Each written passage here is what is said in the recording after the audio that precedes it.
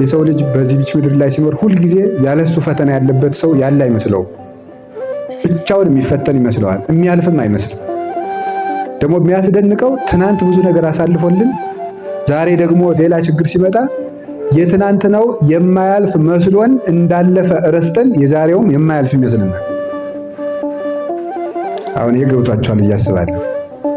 ትናንትም የማያልፍ ነበር የመሰለ አለፈ፣ ዛሬም የማያልፍ ይመስላል ያልፋል። ስለዚህ እግዚአብሔር ትዕግስት ብቻ ነው የሚፈልገው። ሰውንም መታገስ ያስፈልጋል። ሰውን መታገስ ማለት ምን ማለት ነው? እስኪስተካከል መታገስ ማለት ነው። እስኪስተካከል ድረስ መቆየት እንጂ አናጺ እግዚአብሔር አናጺና ጠቢብ ሰው ማለት አንድ ነው። ልንገራችሁ፣ ጥበበኛ ሰው አናጺው ቤት ይሰራል። ቤት ሲሰራ የሚሰራበት እንጨት በሙሉ ጠማማ ቢሆን ምን ያደርጋል? እያወጣ ይጥለዋል። አይደለም እንዴ? አይጥለውም። እያወጣ ከጣለው ቤቱ አይሰራም ማለት ነው። ጠማማ ብዙ ነውና ሰሚናረው እያቃና ምን ያደርጋል? ቤቱን ይሰራል ማለት። መመገዝ የሚባል ታውቃላችሁ? ምንድነው መመገዝ?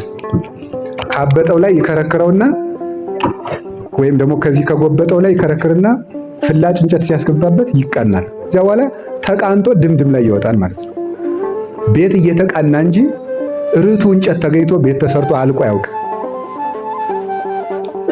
ሰውም ቢሆን እየተቃና ነው እንጂ ከአንዱ ሰው ላይ አንድ ችግር ስናገኝ ከዚያ ስንሸሽ፣ ከአንድ ሰው ጋር አንድ ነገር ሲያደርግ ከዚያ ስንሸሽ፣ አንዱ ሆዳም ሆኖ እናገኘዋለን፣ አንዱ ሌባ ሆኖ እናገኘዋለን፣ አንዱ ምቀኛ ሆኖ እናገኘዋለን፣ አንዱ ነገር ሰሪው እናገኘዋለን፣ አንዱ ለፍላፊ እናደርገዋለን ብሎ እናገኘዋለን።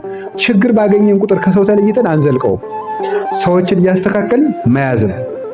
እግዚአብሔር እያስተካከለን የሚይዘን። ሁልጊዜ የሚደንቀኝ እኔ የዘካርያስ ታሪክ ነው። ዘካርያስ በሽምግልና ዘመን ልጅ ትወልዳለህ ተባለ። ምንድነው ያለው? እንዴት ሆኗል? የሕግ መምህር ነው። ጽድቅ ለሰው ሲያስተምሯት ቀላል ናት ሲሰሯት እንጂ። በእርግጥ ሲያስተምሮ ለማስተማርም ለፍተው ካልተማሯት አይሆንም። እና እግዚአብሔር የሚሳነው ነገር የለም እያለ ኦሪትን ሲያስተምር የነበረው ሊቀ ካህናት እንግዲያማ የሚሳነው ነገር የለም አንተም ካረጀ በኋላ ልጅ ትወልዳለህ ሲባል እንዴት ሆኖ ይሆናል አለ። ከዛ ምንድነው ያደረገው? ቅዱስ ገብርኤል አንተ እግዚአብሔር እንዲህ ብሏል እያልክ አይሆንም የምትል ተጣጣራጣሪ ብሎ በሰይፍ አልቀጣውም። እዚች ምላሱ አካባቢ ዘካርያስን እንጨት አድርጋችሁ በሉ፣ ጸጋውን ቤት አድርጋችሁ ሰዱ፣ ቅዱስ ገብርኤልን ሐናጺ አድርጋችሁ ሰዱት። ምንድነው ያደረገው? አንደበቱ አካባቢ ቅዱስ ዘካርያስን የቤት መስሪያ እንጨት አድርጋችሁ ስሉ፣ አንደበቱ አካባቢ ጉድለት ተገኘችበት ማለት ነው። ምን የምትል የጥርጥር እሷው ላይ አቃናት ማለት ምን ያደርጋት? ዲዳ አደረገና 6 ወር ዘጋትና እሷን አቃንቶ ልጁን ሰጠው ማለት ነው። ቤቱን ሰራለት።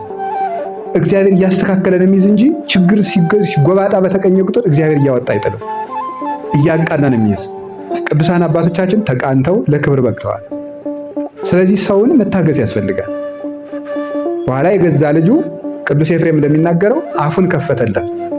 መልካም ልጆች እንደ ዮሐንስ መጥምቅ የአባታቸውን አፍ ይከፍታሉ፣ ነውረኞች ደግሞ ነውር ሰርተው የእናት አባታቸውን አፍ በአደባባይ ይዘጋሉ ይላል።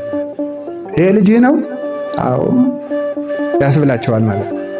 ዮሐንስ ግን ሲወለድ የአባቱን አፍ ከፈተ። እናት አባት የሚኮሩበት ልጅ